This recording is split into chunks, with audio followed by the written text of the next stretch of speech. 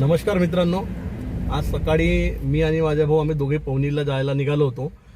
तर वाटेमध्ये एका पेट्रोल पंपावर आम्ही थांबलो आणि गाडीमध्ये पेट्रोल घातला.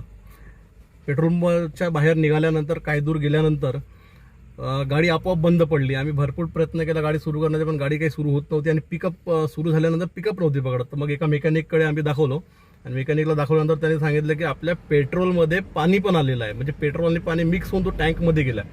मग त्यांनी सगळं खर्च वगैरे लागला त्या गाडीला, आपण साफ केलं पेट्रोल टँक वगैरे सगळी, आणि मग परत आम्ही त्या पेट्रोल मालकाकडे गेलो, पेट्रोल पंपकडे, आणि त्याला ह्या सगळ्या गोष्टी आम्ही सांगितलं.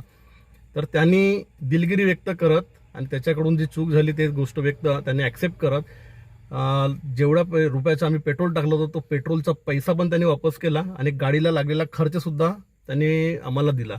तर सांगायचं तात्पर्य हाच, दिवस पावसाळ्याचे आहेत, गाडीमध्ये पेट्रोल टाकताना थोडं जपून पेट्रोल टाका, बघून घ्या, एकदा खात्री करून घ्या आणि नंतरच गाडीमध्ये पेट्रोल घाला.